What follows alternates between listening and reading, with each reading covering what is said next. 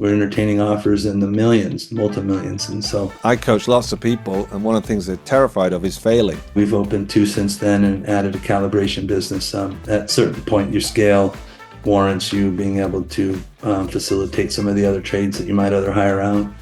And for a lot of people, and I think a lot of people in business, eventually you get to some point where you're going to either sell your business to either friends, family, or the competitor, or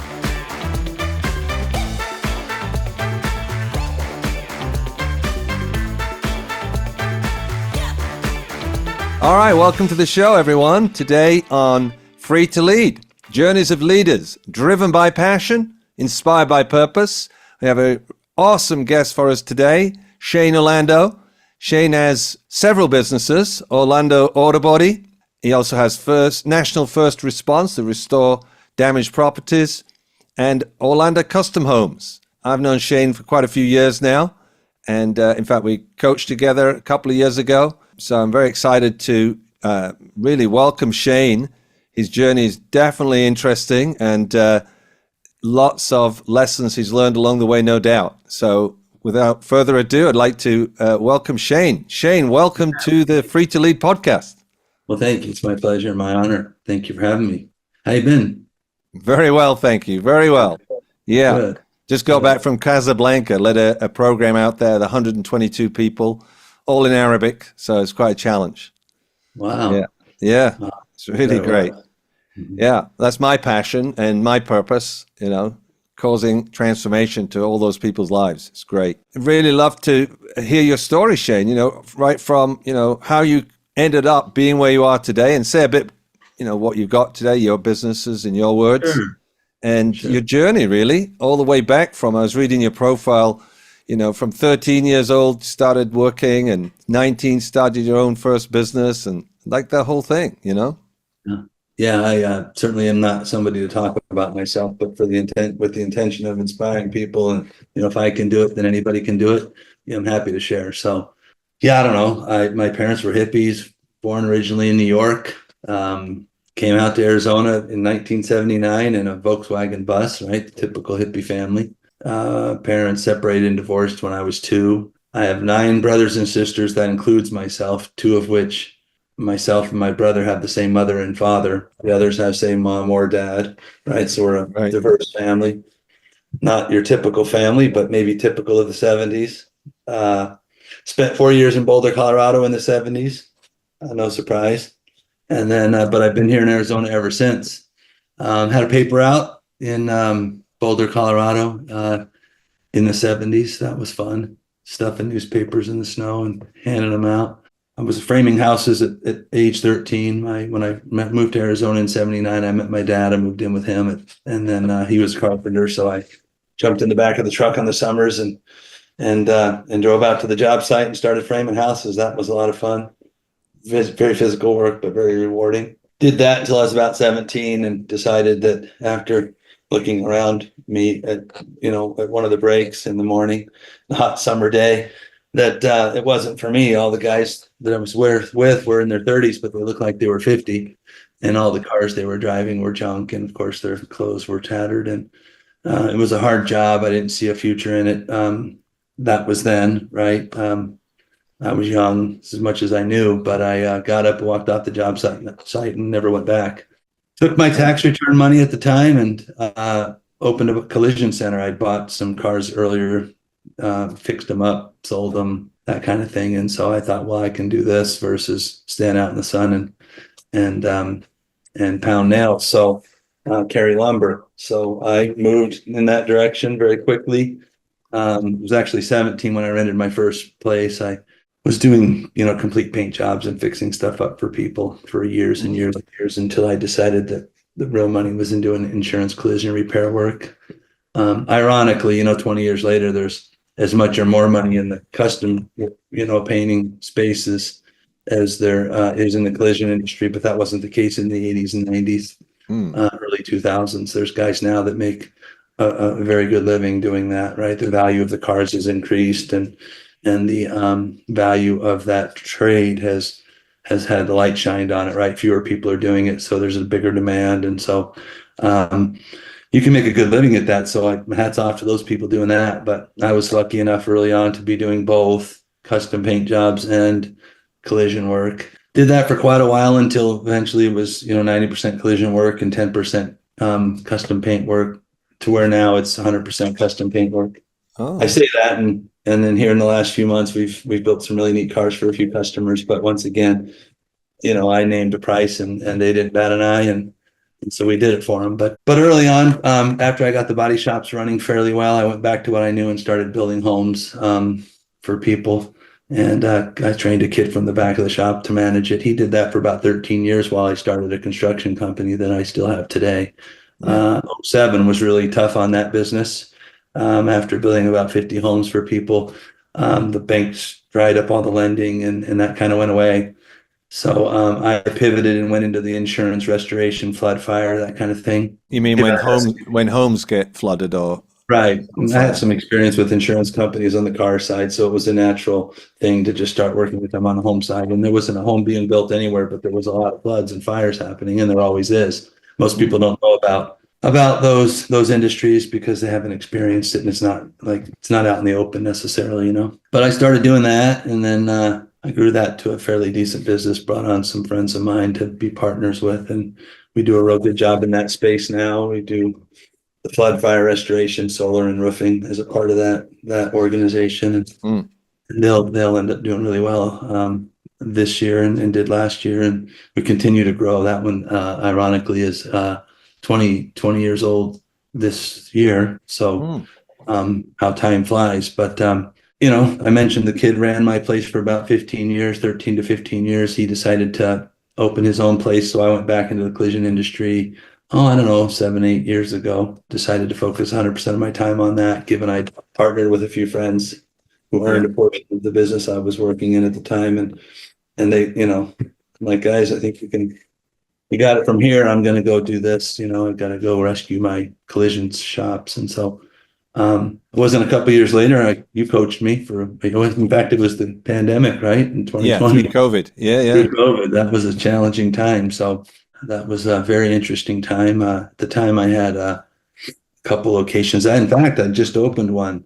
I think it was February 28th, I opened a Scottsdale location, and they closed the entire planet down April 1st of Yeah. 2020. So that was a very challenging time. I remember navigating that with you on a weekly basis. You really got to stay out of your head when that happens, right? And Yes. just really stay focused. And Which you did.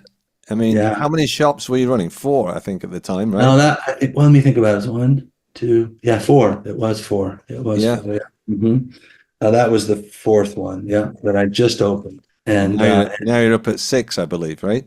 yeah, we've opened two since then and added a calibration business. At a certain point, your scale warrants you being able to facilitate some of the other trades that you might other hire out. So calibrating the vehicles is something that we do internally now, but the company services all the other companies. And I think we have a tow truck now, so that's something you can't do when you're a single shop owner. But when you have multiple shops, it makes sense, makes dollars and cents. So we've done that, and we've got kind of a target on our back now, and had lots of people looking to buy us, and Yeah.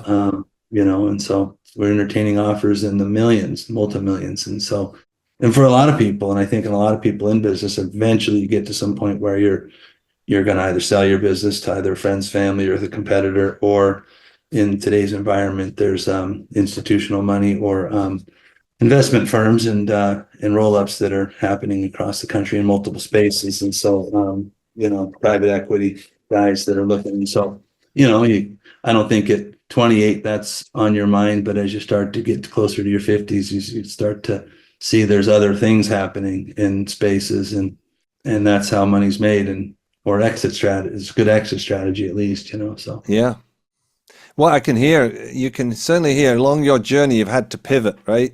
Things have happened and you've gone over here, and then you create a market over here that not many people knew about. So you built on that, and you're actually running all three businesses still, right? You just yeah. focused where you needed to focus each Well, time. there's a lot inside that, just that comment. I know at one point, and there are some philosophies that say focus 100% of your energy on one thing and it'll work out. And there's certainly a lot to be said for that. that does matter, right? If you're split up too much, you're going to do, you're going to only try so hard at each business or give it, it's going to impact those businesses. So I do get that. I think I was very fortunate in '07 to have my hands in a few things, because where had I been in, one industry that collapsed at that time, let it be just home building, right? But I was fixing cars, and so I was fortunate to have multiple things happening, and there was lots of people, that were in certain industries that didn't survive that, right? And Yeah. so being diversified is Yeah, not a and bad. even in that, you're in the home building and that goes down, but there's these properties that want repairing. So, Shane's in you go and create that Yeah, business. yeah, there was something going on there. I would say keep your finger on the pulse, and always be learning, right? Everyone talks about that. Yeah, Constantly be learning, constantly be interested. Don't be the smartest person in the room. And I just ask a lot of questions. I still do today. I love talking to people and figuring out what they're up to. And yeah, and I think one thing that I share with a lot of young people, when I do mentor a lot of people now, I love doing that. But young people, and I think this is valuable for a lot of people to hear. But young people are trying to figure out what they want to do, and one of the pitfalls I see them doing is either going to a career counselor, and there's a lot of buzz around do what you're passionate about, and then you'll never work a day in your life, that kind of thing. Tougher to fully understand when you're a young person, but I think there's another way to look at it, and that is to look at the kind of lifestyle you want to have. People that have the kind of lifestyle that you want to have, and do what they do, and you'll have the lifestyle they have. Now, that being said, obviously you're going to want to have some interest in whatever it is that they do, but better to look at the 50-year-old person and what he has, and if that's a lifestyle you think you want, or a level of comfort, and it's something you'd be interested in, or find something you'd like to do, then do that. I remember being a very confused young man, and I see a lot of people do college and they don't end up doing what they went to college for. And but that's an enticing. I just took my daughter to college in Chapman University here recently, and I can now see why that's the case. It looks like a lot of fun to go to college, yes, but you need to be there with an intention and a purpose, and not just get a degree in some field, right? So have whatever it is that you learn benefit your life long term. So accounting, finance, bookkeeping,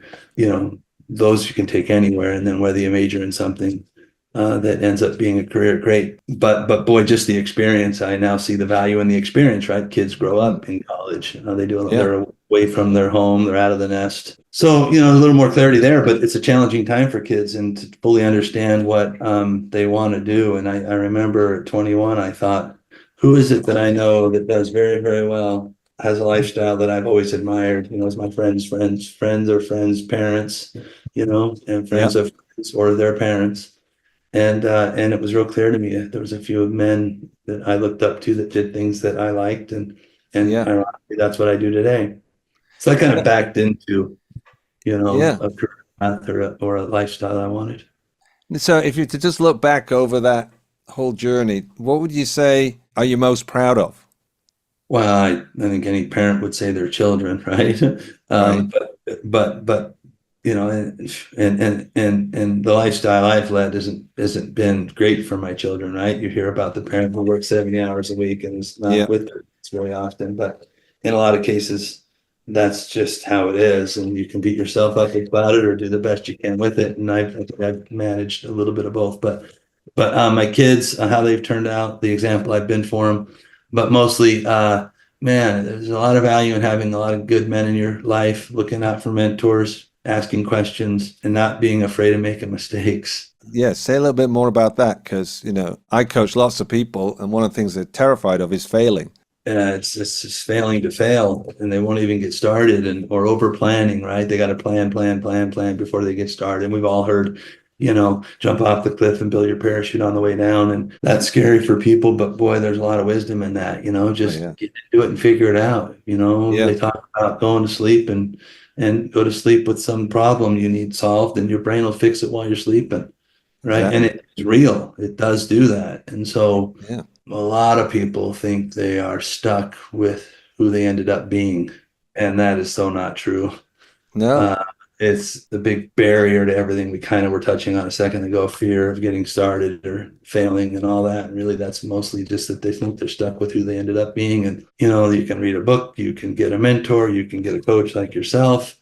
Yeah. You can just be curious. Touching on failures then, what would you say your biggest failure was? And then when you came out of it, what did you learn from it? What was the gold? What was if there was any? Oh, I have some good ones. One I remember fretting on a whole bunch prior to doing it, and it was all surrounded my ego, I'm sure. But, I'd started building homes in 2003. The third house I'd ever built for me and my family was a 6,000 square foot, beautiful hillside mansion type house, right? My kids call it a mansion. It's just a house, but my kids call it the mansion. I think that's cute, but still one of my favorite homes I'd ever built. And at the time, I think it was worth a couple $1,000,000. I owed $1 million. I'd been playing in the buying and selling land, and I could see the days on market for my land going past 90 days, 120 days, 6 months, and I'm like, it's not good. It's not going to be fun. Thought I better get ahead of this and start to sell my house, because it was going to be a challenge for people to sell houses. I was building 4 houses at the time for people, and I was finishing one project in a subdivision in Gilbert called Vasaro, and I went to get my final draw, and I think on that, it was a couple $1 million house, and it was $275,000, seventh draw, my final draw. And I always paid my people first and took my money at the end, and some majority of the final draw was mostly mine. And the bank said that they wanted to do another appraisal. This is around '07, right? And I thought, well, it takes about a good year of planning a home, getting appraisals and approvals, and tying up the land for a client, and that part's done. That they wanted to do another appraisal at the end before they gave me money they already earmarked for this project surprised, shocked me. It's not something I'd ever done with in all the previous homes I built for people.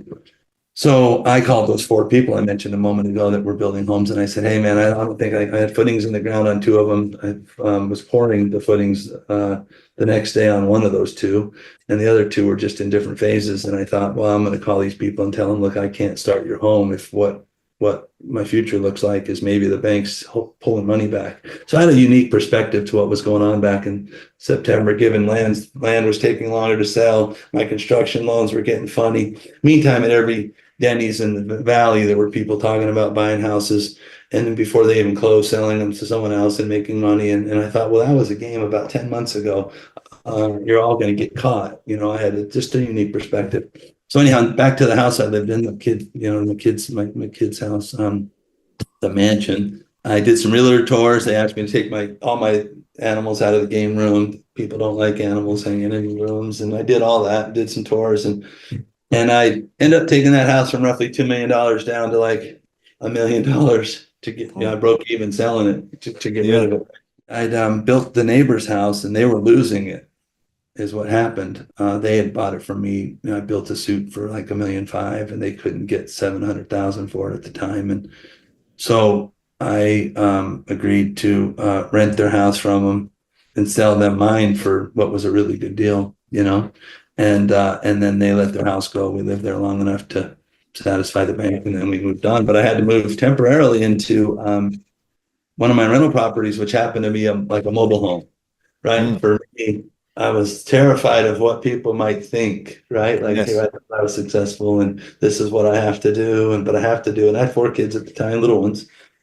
And I just remember thinking that. And it wasn't long after that I thought it was absurd that I thought that, but that was a big failure for me, right? Like, what you could do whatever you want, frame it in, I certainly didn't cause that economic crash. A lot of people like myself got caught, but it's still a failure. Now, to some degree, right? It hurts your ego a little bit, or you're looking, or whatever it might be. But when I look and someone asks, it was like, man, that was a really low time in my life, and it was fine. Everything, it's all turned out, right? Like, and so what? Right? You're just on a little, you're on this planet with a lot of other people in different places and spaces, and what really does that matter? It doesn't matter. We're all healthy and fine. And so the lesson you gained for yourself, or the piece of gold from all of that? Yeah, I had a lot of tragedy. We had a lot of abusive step parents. Remember, my parents separated younger, so my mom would get a boyfriend or something, and they were very physically and mentally abusive to us children. And so very early on, I figured out that it shall pass, right? No matter how bad things are, it kind of passes, and you figure out a way to either block it out or get through it. And so I think I was very fortunate in some cases that was very extremely challenging versus like the problems you would hear from some people, like, so I got to move into a mobile home for a minute, really Yeah. compared to the two. But it's keeping your eyes on the prize and what's important to you. And I mean, there's failure. I can't tell you how many times I failed. Why I end up mentoring a lot of people, or taking lunches with people who ask questions and want some business advice, is if I haven't made that mistake a few times, you know, I guarantee you I have. And so it's very easy to help people avoid the pitfalls of business or decisions or being impulsive decision maker, right? Or reacting to things. And so it doesn't hurt that I've been through a handful of economic turndowns, right? You can start to see Yeah. them come and then prepare for them. And you never quite caught like you were the first time. You may also be a little reserved to get feet first into a good economy when you know it's around the corner or something's going to happen, but So you just get wise. You get wiser. yeah. So what would you say to somebody listening, facing challenges, similar challenges maybe, or they're struggling and they're growing the business or they're hitting a hard time? I know you're a coach, and I'm not saying this because you're a coach. You got to get help. Yeah. Don't let your ego get in the way. It's very hard to make clear decisions at the bottom of a pile. Yeah. Easier on the top of the mountain. Yeah. But very, very difficult, and it'll handicap you. I took a call yesterday from a guy in the towing industry, and the auto industry is taking a pretty good hit right now. Rates went up for everybody, 30, 40, 50% in insurance with insurance. Interest rates are high. This is the three and a half, third real economic hardship that I've been through with the collision centers. And when that happens, people don't have the money for their deductibles, so they'll drive a wrecked car longer than they otherwise would have, or they'll take the checks from the insurance companies to pay for food or their rent or their credit card debt. Credit card debt's at 2007 levels.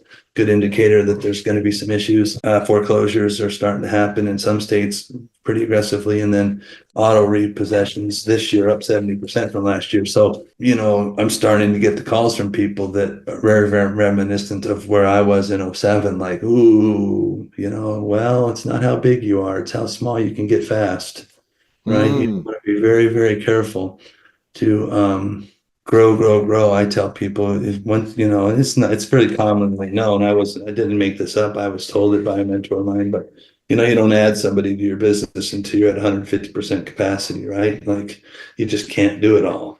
But Mm. you got to grow very, very methodically. And again, there's a lot of wisdom in the how small you can get fast, excuse me, when you slow Yeah. down. Yeah. And you have a particular, I mean, you may not have thought about it or stepped back from yourself. You have a particular way that you lead, right? I mean, because you're leading 3 businesses there. What we're calling this is leaders driven by passion, inspired by purpose. And it may have changed over the years, but what would you say your purpose is? I tend to hold the visionary portion of the business, and I've always taken that for granted because I thought everybody could do that, and I really didn't think it's a very valuable position, but it's very valuable. I thought, like most people, that everyone thinks the same to some capacity or has the same capacity, and that's just not the case. It's not right or wrong. It's just not the case. We have different strengths, and mine happens to be painting the picture, right? Yeah. I thought everyone could do that. Well, they can't. And I can lay in bed at night and figure out all the nuances, but then you need a strong team of people that'll keep up with you and do all the heavy lifting, right? And so I would say that my portion is I'm best out creating faster than they can build. Does that make sense? Yes, yes. And with changing environments, you're watching things, right? Whether there's the next thing you should get into or stay away from. If you're connected, like I am, to a lot of people, which happens over time. If you're open to being in communities, right? The Boy Scouts, they're just any community is a community. The more Yeah. you're involved, the bigger your network grows, the bigger your life gets. And the more opportunity there's for you and others. And so that's a role, right? Like there's times I call some of my companies and say, hey, we need to do this, and they've never heard anything about it. I'm shocked because in the world I'm floating around in, that's the buzz. This new thing, way of doing something, new application, service. So that's the role I play. Then it's having great team members, right? And people talk about it all the time. You can't do everything yourself. And if you're one of those people that think you're going to do it all yourself, you're handicapping yourself. Yes. So Yeah. I tend to have some way smarter people than me around me. But oddly enough, and I say this a lot, there's different kinds of smarts, right? Like academic smarts is a different kind of smart, right? Even myself, let's just assume, I mean, I could be talking to anybody, right? But I know a lot of smart people that aren't very bright, right? And they're not picking on anybody, but I know what I know. I just don't know what you know. Yeah. And so if we're talking about those things, I'm going to be pretty stupid in that field because I don't know anything about it. And so just try to find smarter people. They're out there. One nugget is, hire slow and fire fast. Yes. That's a hard lesson to learn, man. You get excited about people that, they're going to do all this great stuff for you, and you hire them, and, you've gone through 10 people before you found one good one. Well, slow down. Be a little more rigorous. Recently at a conference, and body shop conference, and one of the guys says, hey, question, we're going to do a big round table. It was just a parking lot type conversation. Hey, ask everybody in this room, there's about 30 body shops in there. Hey, what are you guys doing to train people in your organization to replace you? His example was he's had a guy work for him for 10 years. He's bringing him out of the shop, bringing him into the office, and he's going to just promote within, right? Which was fine. And certainly my answer isn't the right answer, but it's an answer. And from my experience and having done some of that, it can work. It doesn't always work, like everything. But I says, I can answer. First of all, you have to do a personality test, right? Both basic thing you can do is, are you trying to put a round peg in a square hole, and you're going to just will this guy to make it happen, or does he have the ability? And so, or even a desire, right? And so a lot of those mistakes, that was one he was about to make. So it was that, and then it was, in my experience, I didn't grow any of my businesses until I started. Ultimately, what I said was, look, you'd be ahead to just pour gas on the fire and get revenue up as fast as you can, right? And then hire the expert to do what it is that you think you are trying to, that hole you're trying to fill. Because if you just do that, you'll be years ahead. Find the guy who already does what you need. Now, oftentimes you can't afford them at a certain level, right? So, personality test, find the right people. You don't be afraid to pay for those people, because they'll make you 3 times that money. And then beyond that, that's its whole other challenge, right? A lot of people go into business thinking, if I give it to somebody else, I don't have it anymore. Right? There's a weird thing that goes on, like including in advertising, right? You got to spend money to advertise. Well, if I spend $5,000 a month, $5,000, like I could pay for my car, my house payment, it's very short-sighted. Like, you're just too attached. Of course, you have the wrong advertising, but when you're doing everything right, that's what brings you back money. And the same with investing in your employees. They make your life easier. So I've always been willing to take less for myself and diversify a bit. And I choose my peace of mind over money. Yes, great. And then Shane, what's your biggest challenge right now, if you're willing to share? Well, I've turned 54. Was day before yesterday. Well, happy birthday. Yeah, thank you. I lost a bet and had to grow this mustache. I know you laughed when we first got on.